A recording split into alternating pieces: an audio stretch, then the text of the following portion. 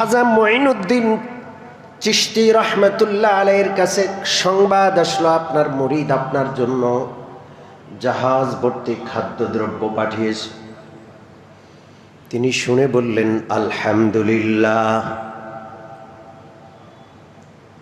আসতেছে, মাছ সমুদ্রে আছে, আসতেছে, বিশাল সুসংবাদ, আলহামদুলিল্লাহ। কয়েকদিন পর সংবাদ আসলো, আপনার খাদ্যদ্রব্য ভর্তি জাহাজগুলো ঘূর্ণিঝড়ের কবলে পড়ে সবগুলো জাহাজ ডুবে গেছে, কোনো কিচ্ছু নাই, আর জাহাজ সমুদ্রের তলে চলে গেছে, ডুবে গেছে, শেষ। এই খবর আসার সাথে সাথে তিনি আবার হাসলেন এবং আলহামদুলিল্লাহ পড়লেন। কি পড়লেন? সম্মানিত মুসল্লিয়ানে কেরাম,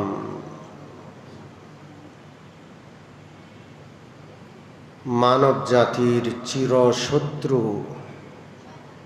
শয়তানকে আল্লাহ রাব্বুল আলামিন বানিয়েছেন। এটা একটা পরীক্ষার জায়গা। শয়তানকে না বানাইলে পরীক্ষাটা জমতো না। পরীক্ষার জায়গা হিসাবে আল্লাহ তাআলা শয়তানকে বানিয়েছেন। প্রত্যেক বিপরীত বস্তু আল্লাহ দিয়েছেন। ভালো যদি শুধু ভালোই থাকতো, পৃথিবীতে মন্দ কিছু না থাকতো, পরীক্ষা জমতো না।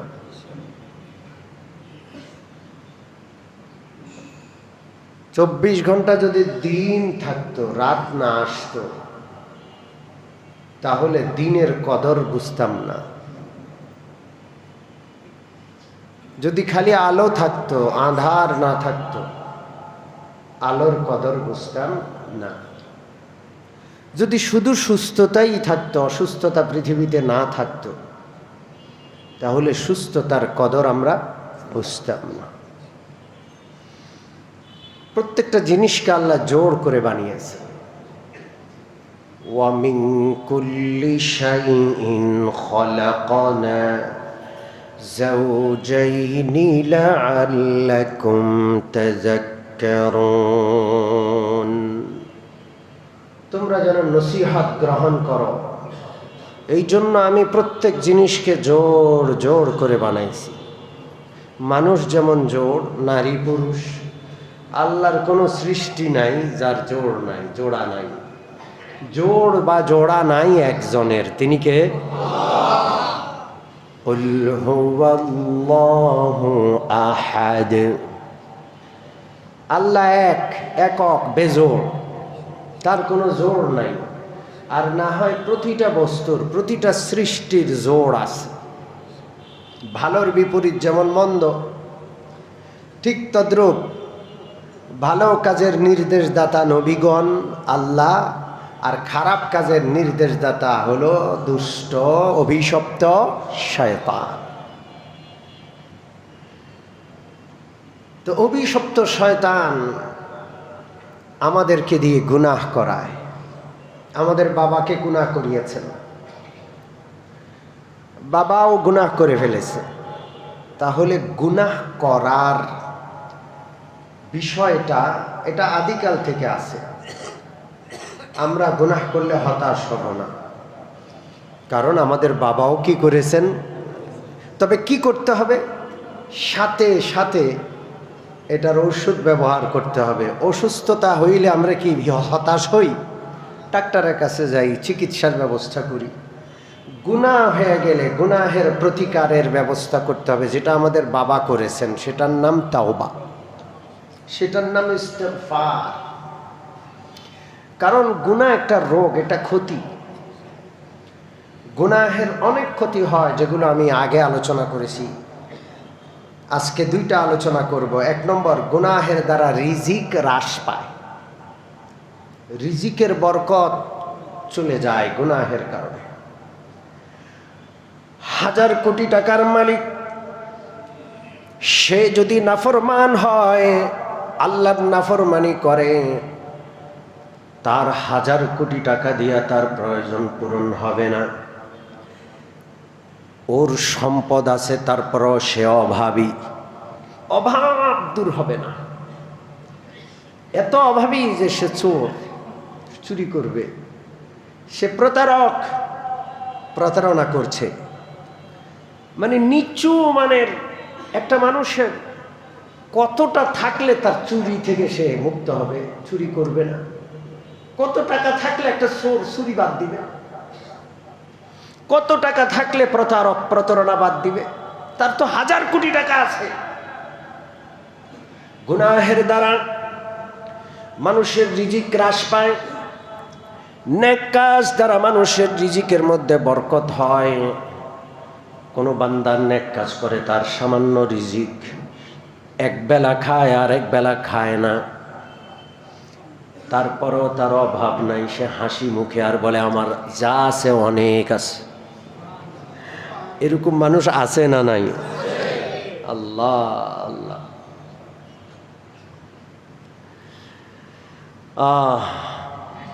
আল্লাহওয়ালারা এমন ছিলেন, সম্পদের দাম ছিল না তাদের কাছে। হযরত নিজামউদ্দিন আউলিয়া রহমতুল্লাহ আলাইহির কাছে তার এক মুরিদ নিজামউদ্দিন আউলিয়ার কাছে জাহাজে করে খাদ্যদ্রব্য পাঠিয়েছে, জাহাজ ভর্তি। একটা ট্রাকে যতটা ধরে, জাহাজে অনেক বেশি ধরে। 100 ট্রাকের মাল এক জাহাজে ধরে, 1000 ট্রাকের মাল এক জাহাজে ধরে। ঠিক কি ঠিক না? আব্দুল কাদের জিলানী রহমতুল্লাহ আলাইহির কাছে সংবাদ আসলো,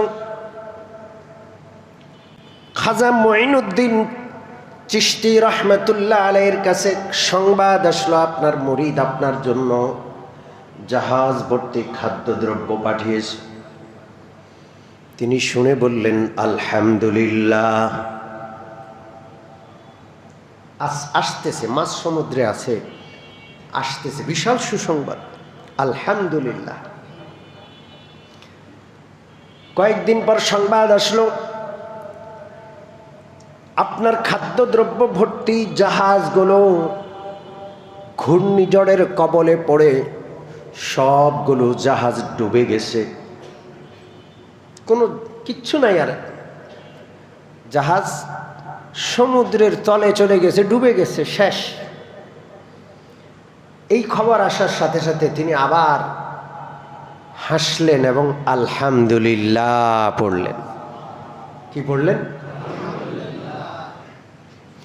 মুরিদ জিজ্ঞেস করলেন, হুজুর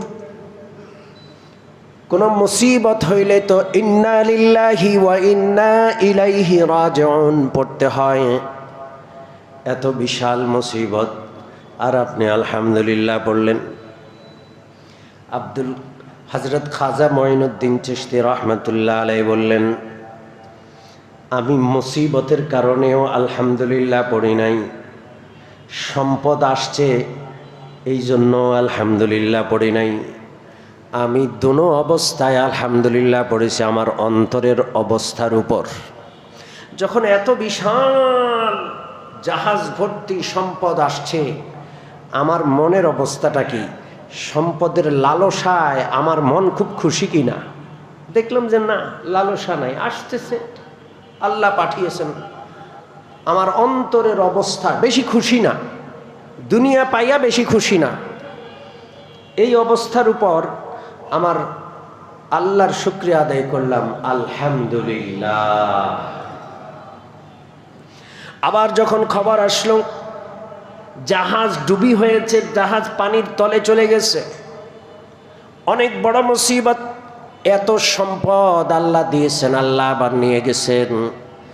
আমি আমার অন্তরের দিকে তাকালাম, এই বিশাল সম্পদ হানির দ্বারা আমার অন্তরের প্রভাবটা কি? খুব ভেঙে পড়ছে, খুব শোকাহত, খুব শোকাতুর অবস্থা। না, ওই রকম না। আসছে বেশি খুশি না, সম্পদ হাতছাড়া হচ্ছে তাও বেশি দুঃখ নাই। এই জন্য আমার অন্তরের অবস্থার উপর আমি দ্বিতীয়বার কি পড়লাম? আলহামদুলিল্লাহ।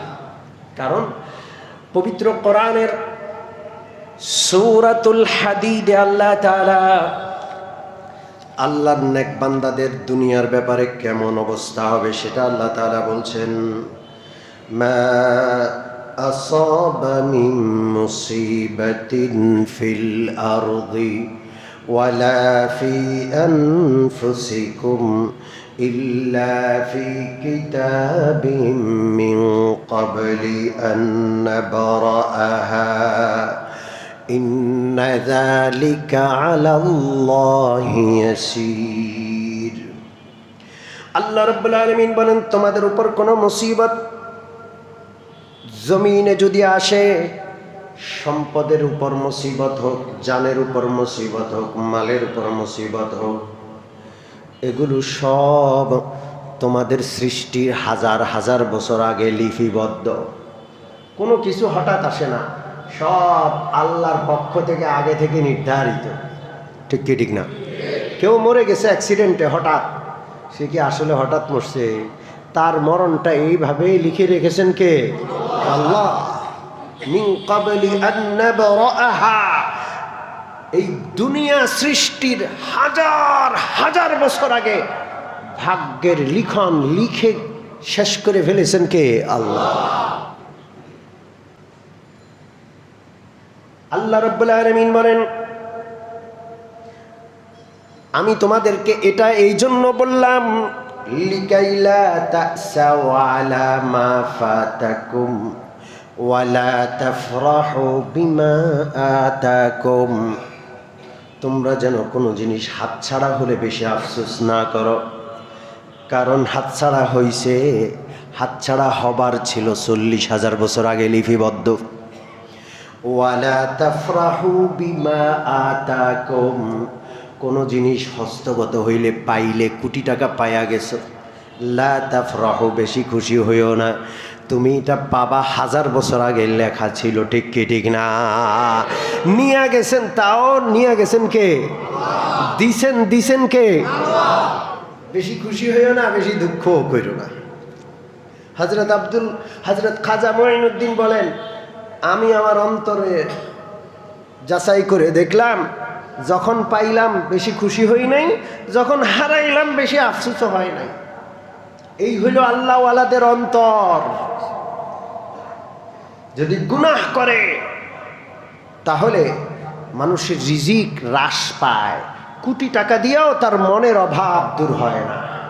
কোটি টাকার মালিক, 1000 কোটি টাকার মালিক, তাও চুরি করে।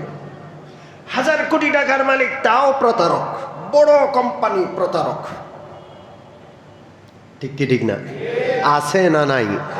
গোটা দুনিয়া ভর্তি, গোটা পৃথিবী ভর্তি, হাজার হাজার দৃষ্টান্ত। তাহলে গুনার দ্বারা আল্লাহ রাসূল সাল্লাল্লাহু আলাইহি ওয়াসাল্লাম বলেন, নেক আমল হায়াত এবং রিজিক বৃদ্ধি করে। নেক আমল দ্বারা দুইটা জিনিস বেড়ে যায়, হায়াতের বরকত বেড়ে যায়, রিজিকের বরকত বেড়ে যায়। বদ আমল আর গুনাহ দ্বারা দুইটা জিনিস করে কমে যায়, রিজিকের বরকত কমে যায়, হায়াতের বরকত কমে যায়। এই জন্য আমরা নেক আমল করব ইনশাআল্লাহ, গুনাহ থেকে বাঁচবো ইনশাআল্লাহ। এই ক্ষতি আমরা নিব না। রিজিক, এত রিজিক আল্লাহ যা দিছে, এগুলো থাকতেও অভাব দূর হয় না। নাই নাই নাই নাই নাই নাই, এরকম কিছু লোক আছে না নাই? ওরে সর্বনাশ! আমার এক আত্মীয়, আজ থেকে অন্তত আমি আপনাদেরকে 22 বছর আগের ঘটনা শোনাচ্ছি। উনি অনেক বড় ডাক্তার। সেই সময় তার ইউনাইটেড হসপিটাল প্রতিষ্ঠা হয়েছে। তার সেই সময়কার বেতন 2.5 লক্ষ টাকা, 22 বছর আগে। এখন 2.5 লক্ষ টাকা আর 22 বছর আগের 2.5 লক্ষ টাকা বেশ কম আছে না?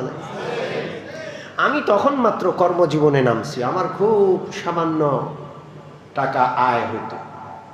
তো একদিন আমি তার বাসায় গেলাম, আমার আত্মীয়। তার অভাব, অনটন, অভিযোগ, না পাওয়ার কষ্ট, দুঃখ, এগুলো শুনে আমার মনে চাইছে, আল্লাহ আমি তো কত ভালো, আমার কাছে তো অনেক টাকা আছে, আমি কিছু টাকা তারে দিয়ে দেই। সত্যি সত্যি কথা বলছি। আমার ওই আত্মীয়র ছেলে তার দুঃখে আর কষ্টে আত্মহত্যা করতে মনে চায়। সে মানসিক রোগী হয়ে গেছে। কারণ সে যে স্কুলে ইংলিশ মিডিয়ামে পড়ে, তার গাড়িটার মডেল একটু নিচু, আর তার সাথী আর সঙ্গীরা তাদের বাবারা আরো আপডেট মডেলের গাড়ি নিয়ে যায়। সে ওই আপডেট মডেলের গাড়ি দেখে তার বাবার উপর রাগ, তুমি একবারে বেকার, কিছুই করতে পারো না, ওরা আপডেট মডেল নিয়ে যায়, তুমি আপডেট মডেলটা কিনতে পারো না। তার আত্মহত্যা করতে পারছে রাগে ক্ষোভে গোসায়। কি করতে পারছে? জোরে বলেন। অভাব দূর হবে না। যারা গুনাহ করে, আল্লাহর নাফরমানি করে, তাদের রিজিকের বরকত হ্রাস পাবে, শেষ। এই জন্য আমরা গুনাহ করব না। রাজি আছি ইনশাআল্লাহ? আজকে রিজিকের অভাবের কথা বলে আমি সামনে অগ্রসর হচ্ছি। গুনাহ মাফ হয় কিসে? অনেকগুলো কারণ আমি এক এক করে বলেছি। আজকে যেটা বলবো, মুসলমান ভাইয়ের সাথে মুসাফা করলেও গুনাহ মাফ হয়। সুবহানাল্লাহ বলবেন না? আমি চেষ্টা করি আপনাদের সাথে মুসাফা করার জন্য, এবং আমি মনে করি আমার এই প্রিয় মুসল্লি ভাইরা, এরা কোরআনের আশেক, এরা কোরআন প্রেমী, এরা কোরআনের মহাব্বত এখানে ছুটে আসে। আমি মুসাফা করি আর মনে মনে চিন্তা করি, আল্লাহ আপনার এই নেকবান্দাগুলোর সাথে মুসাফার উসিলায় আমাকে আপনি মাফ করে দেন। হাদিসে আছে, বিশ্বনবী বলেন, দুইজন মুসলমান যেন যখন হাত বাড়াইয়া একে অপরের সাথে মুসাফা করে আর এই দোয়াটা পাঠ করে, ইয়াগফিরুল্লাহু লানা ওয়া লাকুম, ইয়াগফিরুল্লাহু লানা ওয়া লাকুম। মুসাফা কয় হাতে করতে হয়? জোরে বলেন।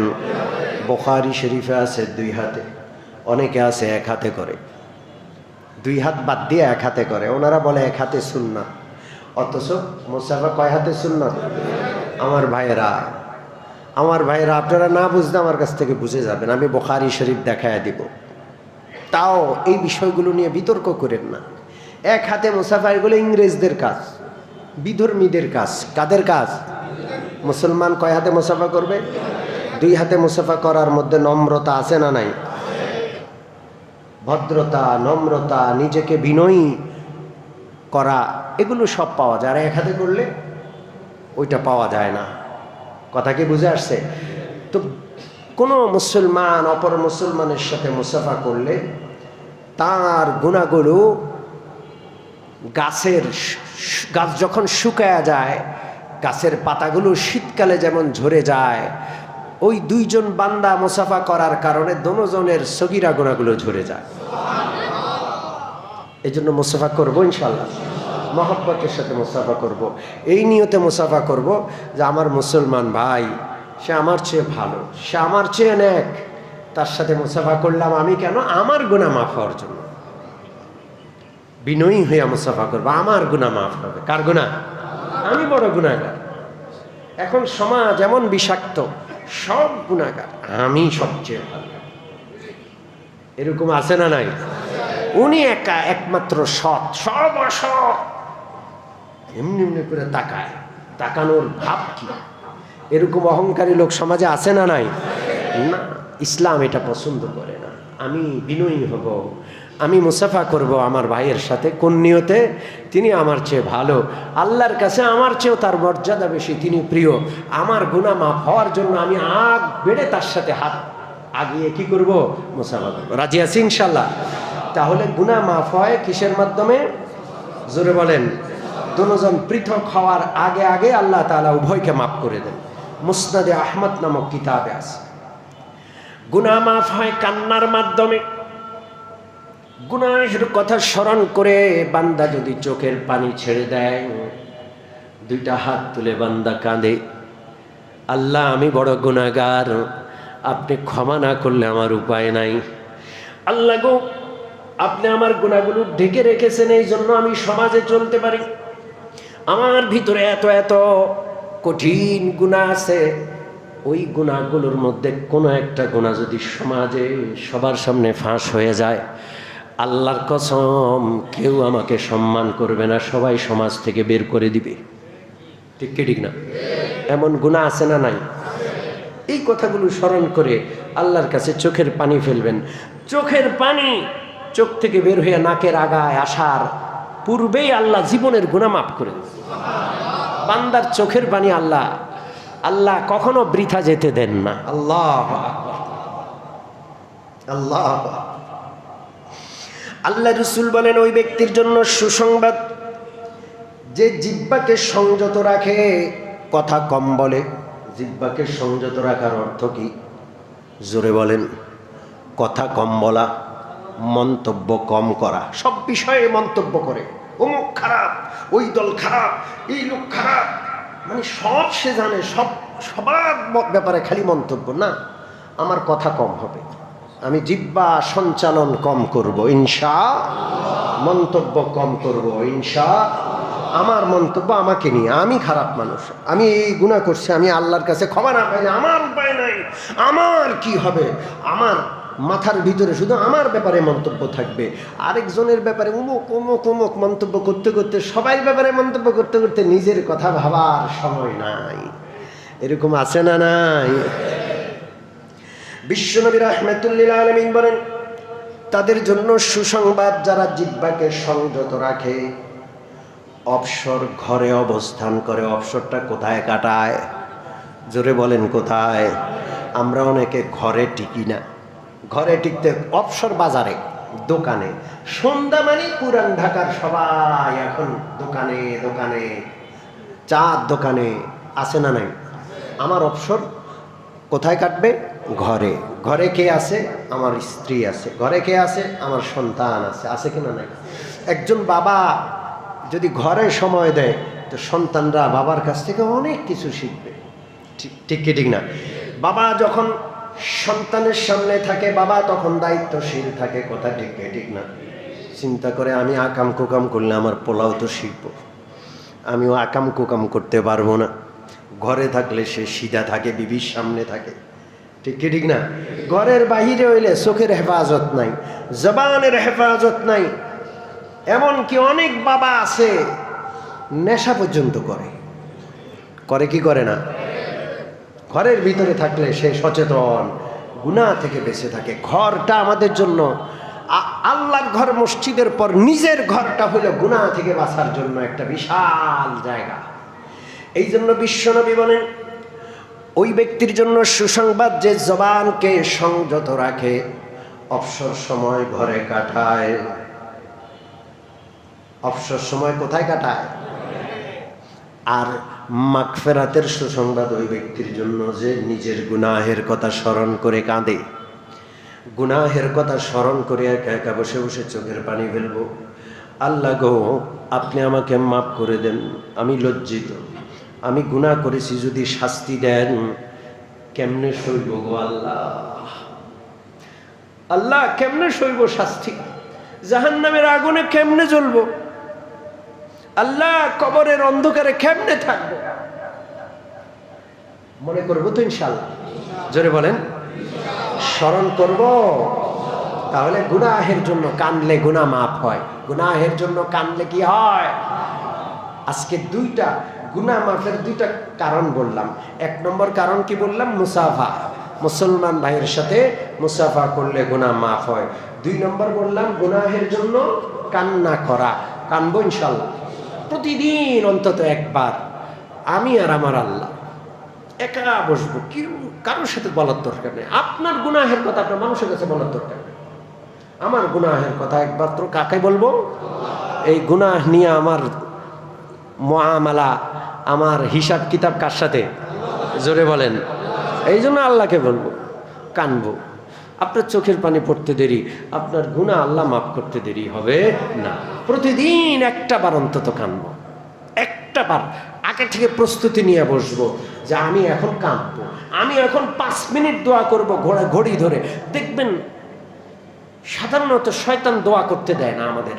হাত উঠাইলে কেন জানি দুনিয়ার ঝামেলা সব সামনে আসে, মুনাজাতে একটা মিনিটও সময় দিতে চায় না। আছে না নাই? আর কিছু মানুষ আছে হুজুর আপনি করেন, হুজুরের সাথে দোয়া করবেন মাঝে মাঝে ঠিক আছে, কিন্তু আপনি নিয়মিত আপনার মালিক আল্লাহর সাথে দোয়া করার একটা অভ্যাস আপনার বানানো উচিত। ঠিক কি ঠিক না? মাঝে মাঝে আল্লাহওয়ালাদের সাথে হাত তুলবো, আমিন আমিন বলবো, ঠিক আছে, কিন্তু সবচেয়ে বড় সম্পর্ক আপনার সাথে, আপনার মালিকের সাথে। এই সম্পর্ক প্রতিদিন করতে হবে, এটা অভ্যাসে পরিণত করতে হবে। যে কোনো মুহূর্তে আমি হাত তুলবো, আমার চোখের পানি যেন আমার মালিকের দরবারে গড়গড় গড়গড় করে পড়ে। আপনি চোখের পানি ফেলে দেখেন, আপনি সচক্ষে দেখবেন আল্লাহর মদদ, আল্লাহর সাহায্য, আল্লাহর নুসরত কিভাবে আসে। আপনি কাঁদবেন আর আল্লাহ আপনার কান্না কবুল করবে না, হতেই পারে না। এমন আল্লাহকে তো আমরা আল্লাহই মানি না। ঠিক কি ঠিক না? ও মুমিন মুসলমান, গুনাহের জন্য আল্লাহ রাব্বুল আলামিনের কাছে কাঁদতে হবে। কোন বান্দা যদি গুনাহের জন্য আল্লাহর কাছে কাঁদে, আল্লাহ তাআলা তার গুনাহ মাফ করে দেন। গুনাহের জন্য অনুতপ্ত হইলে আল্লাহ গুনাহ মাফ করে দেন। গুনাহ করলে, গুনাহ করাটা এটা খুব অসম্ভব কিছু না। আমাদের স্বভাবের মধ্যে গুনাহের প্রতি আকর্ষণ কে দিছেন? কিন্তু ওই গুনাহগার আল্লাহর প্রিয়, গুনাহ হয়ে যাওয়ার সাথে সাথে যে তওবা করে, তওবা করতেই থাকবে। প্রতি নামাজের আগে তওবা করব। আমি একটা সহজ পদ্ধতি বলে দেই, আজান দিলে দ্রুত মসজিদে আসার চেষ্টা করবেন। নামাজের আগে বসে বসে একটু মুনাজাত করবেন আল্লাহর কাছে। নামাজের আগে দোয়া কবুল হয়। বান্দা যতক্ষণ নামাজের অপেক্ষা করে ততক্ষণ ফেরেশতাদের দোয়া পায়। বান্দা যা আল্লাহর কাছে চায়, বান্দার দোয়াকে কবুল করেন। জোরে বলেন কে?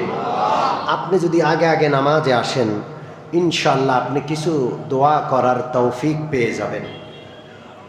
আসবো ইনশাআল্লাহ, মসজিদে আগে আগে আসবো। নিয়ম বানায় নেন যে আমি তো আল্লাহর মেহেরবানিতে যাই, আমি অন্তত 10 মিনিট আগে মসজিদে যাব। মসজিদে গিয়ে 2-4 আয়াত কোরআন শরীফ পড়ে আল্লাহর কাছে 2-4 মিনিট একটু হাত তুলব। রাজি আছি?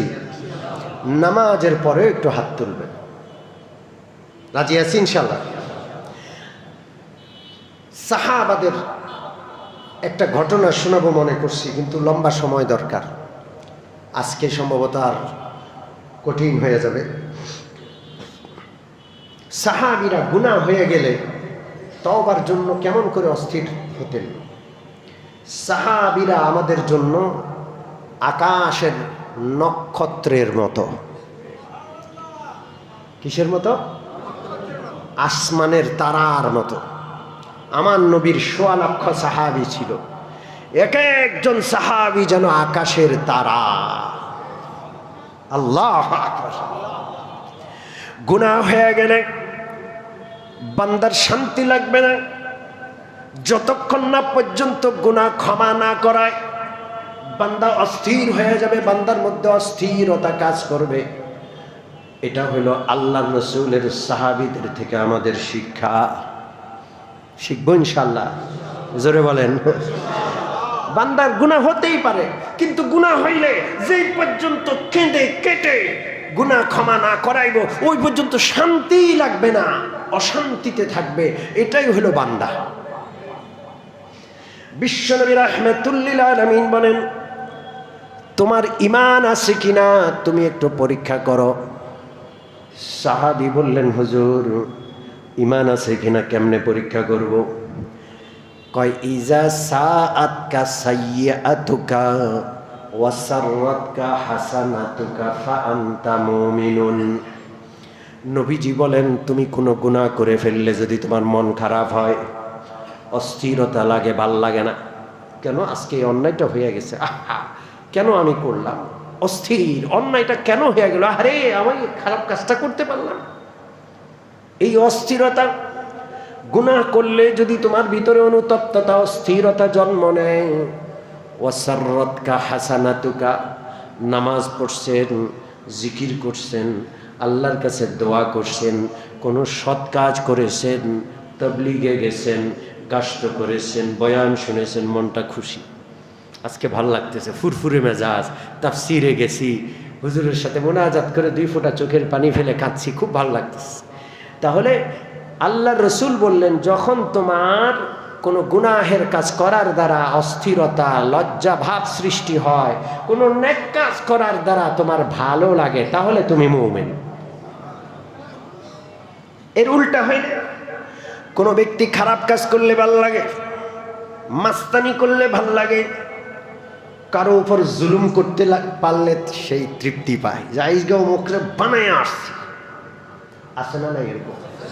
কাউ হক নষ্ট করতে পারলে ভাল লাগে, ওর থেকে চাঁদাবাজি করে নিছে, খুব ভালো, খুব ফুরফুরে, চাঁদাবাজির টাকা দিয়ে কোরবানি করে, আছে না নাই? গোটা বিশ্বের শাসন ব্যবস্থা জালেমদের হাতে চলে গেছে। এই সম্পর্কে আরেকদিন বলবো। আমাদের রুচি নষ্ট হয়ে গেছে, আমরা জালেমদেরকে দেশ চালানোর যোগ্য মনে করি, সৎ লোকদেরকে দেশ চালানোর যোগ্য মনে করি না। ভোট আসলে জালেমদেরকেই দিবেন। গোটা জাতি রুচি নষ্ট হয়ে গেছে। তো জালেম মাথার উপর আমরাই তো চাপাইলাম। দেখতেছি ও জালেম, ও আল্লাহর ভয় নাই, ওর নামাজ নাই, রোজা নাই, কিন্তু ওরে যোগ্য মনে করে দেশও ভালো চালাবে। তাহলে আসল কথায় ফিরে আসেন। আল্লাহ রসুল বলেন, তোমার ঈমান আছে কিনা তুমি নিজে পরীক্ষা করো। কোনো অসৎ কাজ করলে তোমার মনটা খারাপ হয়ে যায়, লজ্জিত হও, পেরেশানি হয়, অস্থিরতা হয়, কেন করলাম, আহারে এই কাজটা ঠিক হয় নাই। আর কোনো ভালো কাজ করলে তোমার মনটা ভালো থাকে। এই গুণ যদি তোমার থাকে তুমি মুমিন। আর যদি অসৎ কাজ করে খুশি হও, সৎ কাজ করে ভাল লাগে না, কয় ওরা নামাজ পড়ে, নামাজ পড়ে কি হয়েছে, ও হচ্ছে আমি ভালো আছি, এরকম কন্যা মানুষ আছে না নাই?